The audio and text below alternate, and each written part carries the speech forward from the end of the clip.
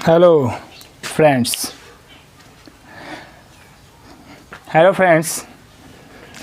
स्वागत कर ही लेते हैं आपका मुस्कान टेक्निकल क्लासेस के यूट्यूब पोर्टल पे। भाई देखिए, ये एक चीज़ें हैं कि मैं तो आपका पर डे स्वागत करता हूँ। आप लोग मेरे वीडियो को लाइक नहीं कर रहे हैं, या तो लाइक करिए या डिसलाइक कीजिए। जितने व्यूज़ मिल रहे हैं दोनों कंपेरिजन बराबर होना चाहिए ना। 10 लोग देख रहे हैं तो 10 लोगों को या तो पसंद आए, या उसमें 7 लोगों को पसंद आए, 3 लोगों को डिसलाइक आए, तो लाइक डिसलाइक बटन मिला कर 10 होना चाहिए।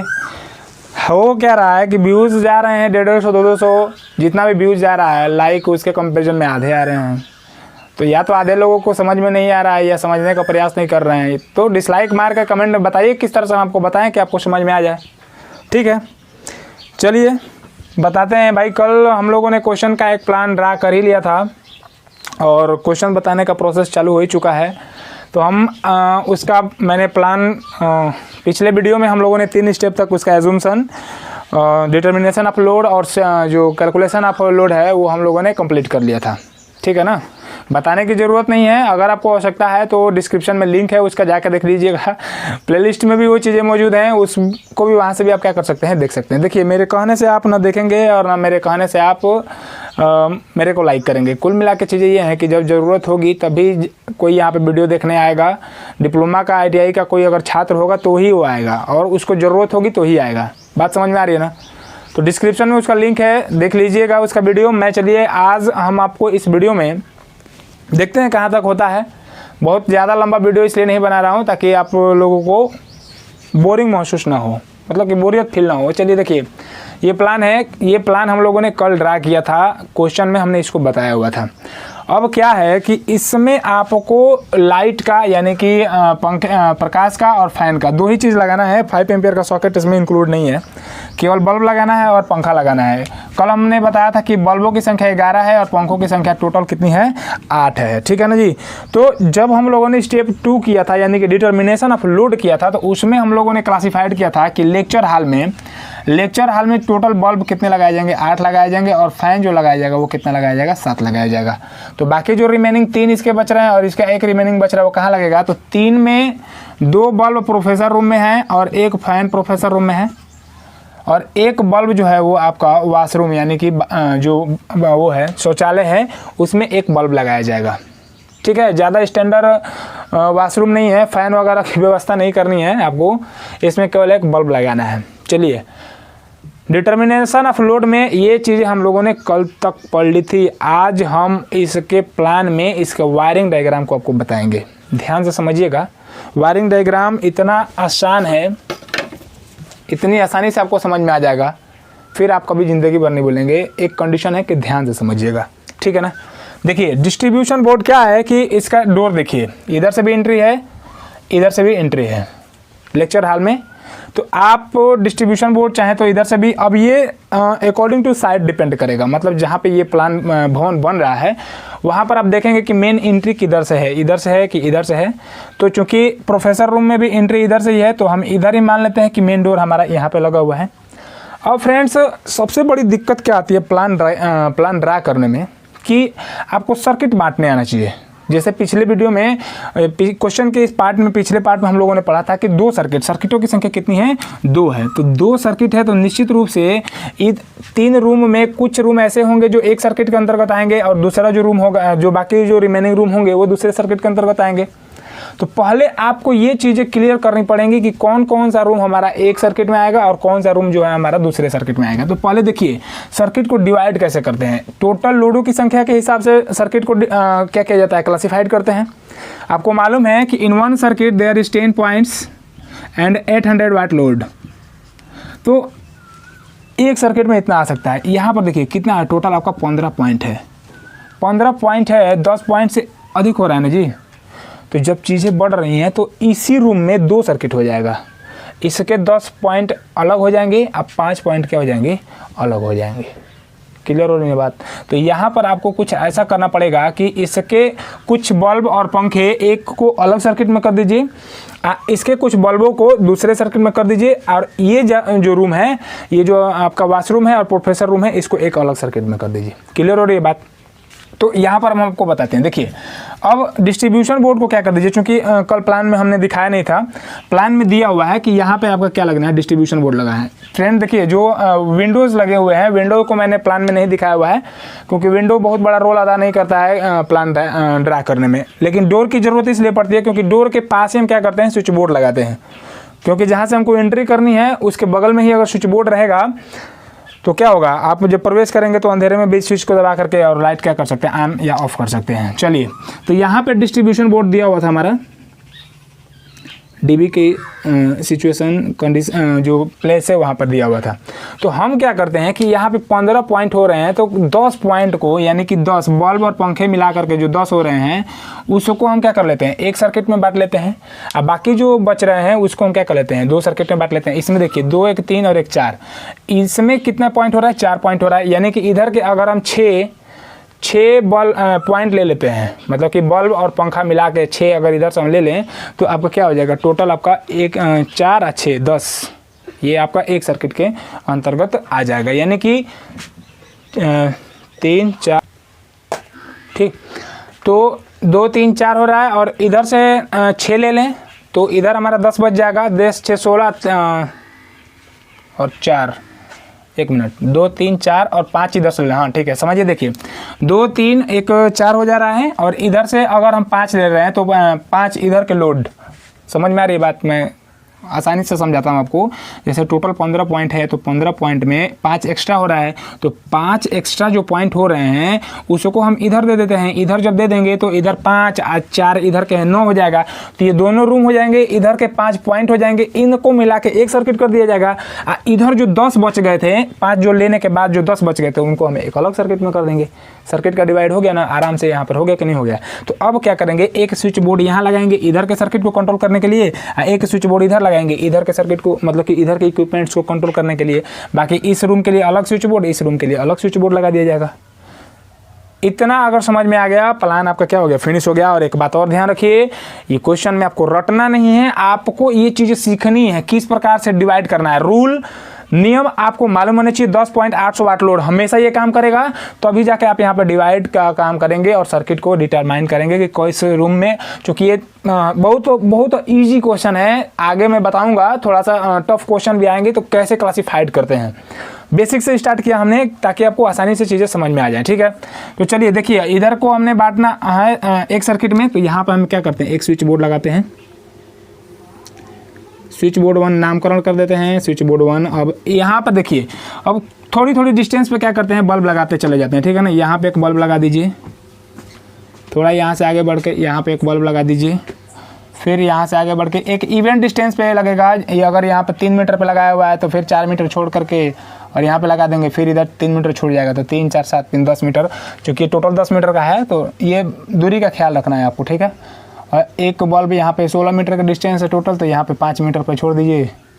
जो भी आपको मतलब कि वहाँ पर अकॉर्डिंग टू सिचुएशन जो लगेगा उसके हिसाब से डिस्टेंस अभी कवर किया जाएगा, कितने कितने दूरी पे। एक इवन डिस्टेंस होना चाहिए, मतलब 2 बल्बों के बीच की दूरी एक समान गैप पर रहेगा तो देखने में भी अच्छा लगेगा। और प्रकाश का जो डिस्ट्रीब्यूशन होगा, इल्यूमिनेशन होगा रूम में, वो पूरा बढ़िया से क्या होगा, डिस्ट्रीब्यूट होगा। प्रकाश में कहीं अधिकता या फिर कहीं पे कमी नहीं आएगी, ठीक है। तो कितना पॉइंट हो गया हमारा, 2 2 4 और एक 5 पॉइंट इधर हो गया। अब हम क्या करना है, हमको पंखा भी लगाना है ना, 7 पंखे लगाने हैं। तो 1 2 3 4 5 इधर फैन लगा देते हैं और 2 फैन क्या किए जाएंगे, इधर लगा दिए जाएंगे। तो पहले बल्ब लगा देते हैं हम, चूँकि ध्यान दीजिए स्विच बोर्ड के पास में ही क्या किया जाता है, सॉरी दरवाजे के पास में स्विच बोर्ड लगाते हैं।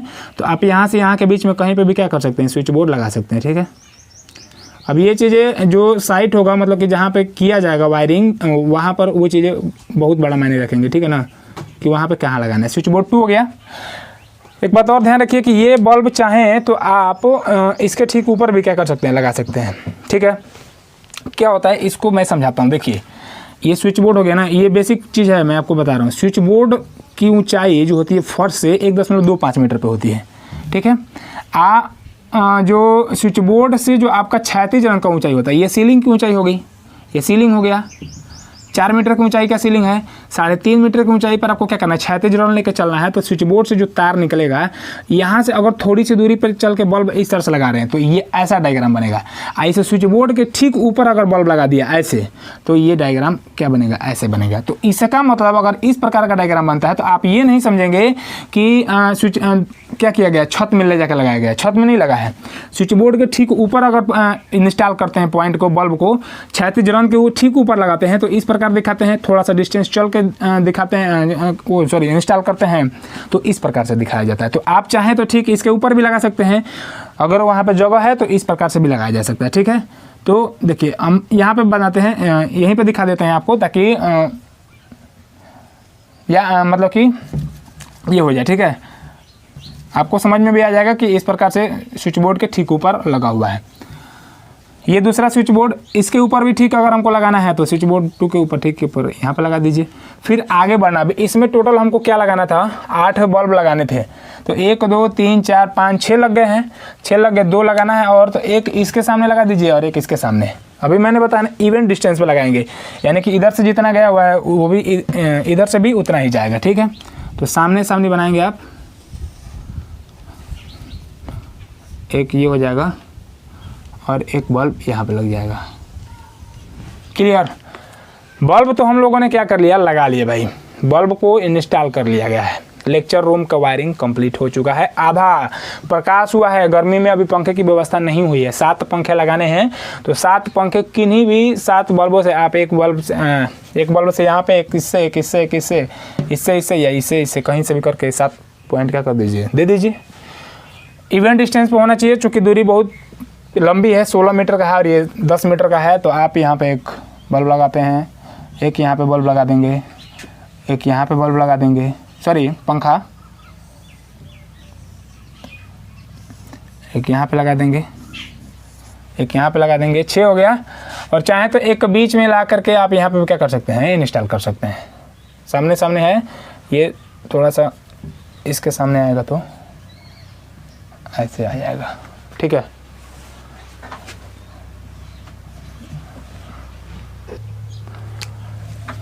यहाँ से बीच में से उठा के और यहाँ पे एक बल्ब क्या कर दीजिएगा, लगा दीजिएगा। देखिए अगर यही 8 पंखे हमको लगाने रहते तो थोड़ा इक्वल भी लगता, देखने में अच्छा भी लगता। एक इससे ले लिया जाता और एक इसको थोड़ा सा ऊपर उठा के यहाँ पे दिखा देते, थोड़ा सा ये नीचे रह जाता, दूरी वहाँ पे मैंने हो जाती जहाँ पे हमको काम करना होता है साइड पे, ठीक। तो चूँकि अब इधर से जितना ये अंदर आया होगा ये भी उतना ही क्या होगा, अंदर जाएगा। टोटल आपके फ़ैन लग कितने गए, 7 फ़ैन लग गए और जो आपके 8 बल्ब लगने हुए 8 बल्ब इसमें लग गए हैं। अब यहाँ पर ध्यान ये देना है कि यहाँ से मैं अभी मिटाऊंगा इसको, ये समझिएगा आप लोग बस। यहाँ से ये वाला जो एरिया दिख रहा है आपको, एक अलग सर्किट है। और यहाँ से ये पूरा एरिया प्रोफेसर रूम को लेते हुए और जो वॉशरूम है इसको लेकर पूरा ये जो है ये आपका एक अलग एरिया, मतलब कहने का अलग सर्किट हो जाएगा। तो उसमें क्या होगा कि 1 2 4 6 8 और 10 पॉइंट हो जाएंगे। और सभी का लोड रेटिंग कितना है, 60 वाट है ना, तो 10 का कितना हो जाएगा, 600 वाट हो जाएगा। आपको मैक्सिमम का मालूम है 800 वाट होता है, तो अंडर रूल है, ये नियम को उल्लंघन नहीं कर रहा है। तो ये आपका एक सर्किट हो जाएगा। इधर के सर्किट को अगर हम देखें तो 1 2 3 4 5 पॉइंट इधर हो गए और 6 7 8 पॉइंट इधर हो गए। सबका वाट रेटिंग 60 वाट ये, क्योंकि फैन का भी 60 वाट, बल्ब का भी 60 वाट। तो 9 का 2 4 5 5 3 8 1 9 9 का 6 के 60 के हिसाब से कितना हो जाएगा, 540 वाट हो जाएगा। तो जब 540 वाट हो गया तो ये भी 800 वाट के अंडर में आ रहा है, तो ये सर्किट भी क्या हो जाएगा, हमारा कंप्लीट हो जाएगा। तो इस प्रकार से एक सर्किट इधर कंप्लीट हो गया और दूसरा सर्किट हमारा इधर कंप्लीट हो गया। देखिए प्लान याद करने की चीज़ नहीं है, प्रत्येक एक इंजीनियर का, प्रत्येक एक व्यक्ति का, प्रत्येक एक जो आपको वायरिंग करने वाला वो है टेक्नीशियन है, उसका डायग्राम अलग अलग हो सकता है। प्रैक्टिकली डायग्राम कुछ अलग प्रकार से बनाया जाता है, थ्योरेटिकली डायग्राम कुछ अलग प्रकार से बनाए जाते हैं। देखिए प्रैक्टिकली क्या करना होता है, अगर आपको प्रैक्टिकली डायग्राम बनाना हो, मतलब जहाँ प्रैक्टिकली वायरिंग करेंगे, तो दिखा तो हम ऐसे रहे हैं, बाकी करते क्या है कि अब इससे इस फैन को कनेक्शन दे देंगे, इससे इस फैन को कनेक्शन दे दिया जाएगा, ये बिल्कुल सामने लगेगा, और इससे इस फैन को, यहाँ से सबके लिए फेज वायर चला जाएगा, न्यूट्रल यहीं से होकर क्या हो जाएगा, क्रॉस हो जाएगा। अब फैन यहाँ पे आगे बढ़ा के इसको दो दिया जाएगा, इससे जोड़ के इससे, इसको जोड़ के इससे जोड़ दिया जाएगा। बाकी एक पंखा है इससे, तो यहाँ से जोड़ के इसको कनेक्शन कर देंगे। तो प्रैक्टिकली क्या है ना कि आपको कंड्यूट और वायर दोनों बचाना है, लेकिन थ्योरेटिकली देखने में अच्छा लगे तो प्लान किस प्रकार से बनाएं, तो इसलिए उसको इस प्रकार से ड्रा किया जाता है, जो कि अभी हमने क्या किया था, ड्रा किया था। ठीक है ना।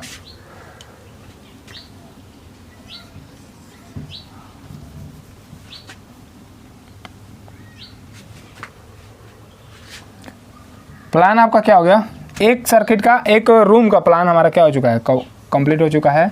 अब हम बताएंगे आपको दूसरे रूम का प्लान यहाँ पर। अब आपको देखिए ये दूसरा सर्किट है, चूँकि ये स्विच बोर्ड जो है दूसरे सर्किट को क्या कर रहा है, मतलब कि सप्लाई देने का काम कर रहा है। डिस्ट्रीब्यूशन बोर्ड से तार एक इसके लिए आया है, डिस्ट्रीब्यूशन बोर्ड से तार एक इसको स्विच बोर्ड 1 को चला जाएगा। तो इसको जब सप्लाई देंगे तो यहाँ पर एक स्विच बोर्ड लगाएंगे इसके उपकरणों को कंट्रोल करने के लिए स्विच बोर्ड 3, और इसके इक्विपमेंट्स को कंट्रोल करने के लिए यहाँ पर लगाएंगे स्विच बोर्ड 4। ठीक है, इसको एक बल्ब से कंट्रोलिंग देनी है तो बल्ब को बीच में लगाने के लिए यहाँ से ला के यहाँ दे दीजिए, या फिर इसके ठीक ऊपर लगाना है तो यहाँ पर दे दीजिए। आपको अपने हिसाब से मैं बता रहा हूँ, आपको प्लान बनाने का तरीका आपको याद नहीं कर लेना है कि एकदम ऐसा आए तो एकदम ऐसे ही जाएंगे और खींच खाच के चले आएंगे। ठीक है, चलिए देखिए ये हो गया। अब इधर से सप्लाई तो इधर गई हुई थी, लेकिन यहीं पे चीज़ें ध्यान देनी होती है कि एक सर्किट का मतलब होता है कि जो डिस्ट्रीब्यूशन बोर्ड से ये जो 2 तार निकला है, ये सिंगल लाइन डायग्राम इस पर बन रहा है केवल कंड्यूट किरण, इसके अंदर 2 तार है ना, फेज न्यूट्रल, यही तो दौड़ रहा है ना। इसी 2 तार से आपको 10 पॉइंट क्या करने हैं, जोड़ने हैं, जो कि 2, 4, 5 को जोड़ चुके हैं। अब 5 इसमें के जो होंगे वो भी इसी में जुड़ेंगे। लूपिंग मेथड के द्वारा हम वायरिंग कर रहे हैं, तो लूपिंग विधि के द्वारा। तो यहाँ से क्या किया जाएगा कि यहाँ से स्विच बोर्ड से ही तार निकाल के फेज वायर और इसको क्या किया जाएगा, कनेक्शन दे दिया जाएगा। समझ में आ रही है ना बात। स्विच बोर्ड से ही फेज वायर कहाँ जाएगा, डायरेक्ट स्विच बोर्ड 3 को चला जाएगा। और जो जैसे यहाँ पे मल्टी लाइन डायग्राम बना के समझाते हैं कि देखिए ये आपका स्विच बोर्ड 2 हो गया, SB2 से ठीक इसके ऊपर क्या लगा हुआ है, बल्ब कंट्रोल किया जा रहा है, और इसके ठीक ऊपर क्या लगा हुआ है, फैन लगा हुआ है। इससे अब आगे चल रहे हैं, जैसे ये ठीक इसके ऊपर लगा हुआ है ना, तो इधर से डायग्राम तो इधर बढ़ रहा है, तो इसके बाद एक बल्ब लगा हुआ है, उसके बाद फिर एक बल्ब लगा हुआ है, और उसके बीच में क्या लगा हुआ है, तो फैन लगा हुआ है। अब स्विच बोर्ड 3 जो है इस बल्ब के बाद, यानी कि पहले बल्ब के बाद जब दूसरे बल्ब में सप्लाई जा रही है, तो उसके बीच से ही क्या कर लिया, लूप कर लिया गया है यहाँ से। तो यहाँ से लूप करके तार निकाल के, अब यहाँ से ध्यान ये देना है कि स्विच बोर्ड 2 से क्या है कि आपका स्विच डिस्ट्रीब्यूशन बोर्ड से फेज आ रहा है और न्यूट्रल आ रहा है, दोनों आ रहा है, फेज और न्यूट्रल। चूँकि न्यूट्रल तभी आता है जब इसमें क्या लगा रहेगा, सॉकेट लगा रहेगा, तो न्यूट्रल नहीं आएगा। न्यूट्रल क्या हो जाएगा आपका, यहीं पे रुक जाएगा। ठीक है, तो फेज वायर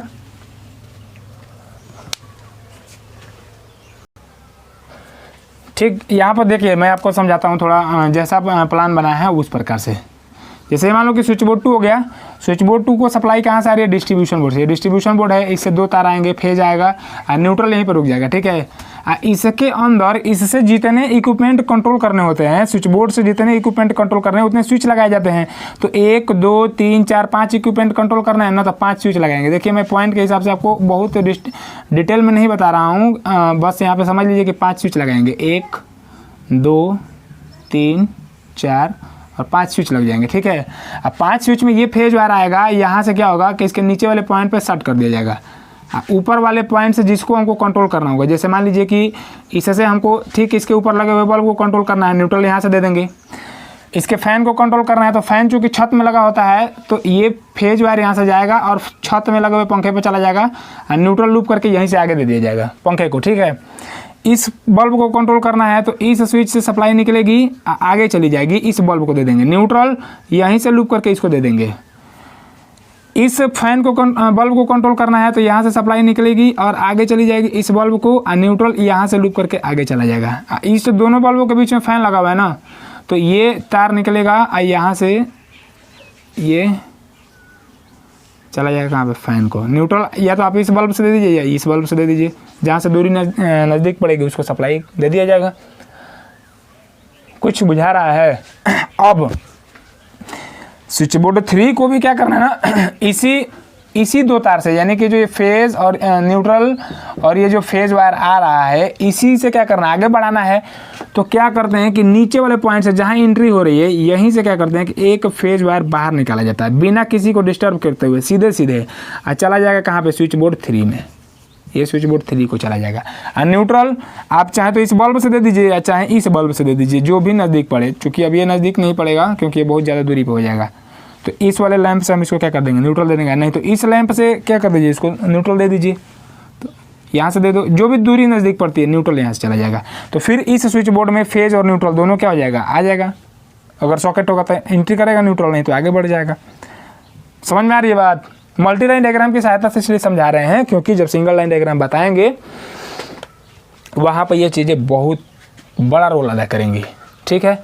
स्विच बोर्ड 3, इसमें 2 बल्ब और एक पंखा, तो 2 बल्ब, एक बल्ब यहाँ लगा दीजिए और एक बल्ब आगे बढ़ा करके यहाँ पे लगा देंगे। ठीक है।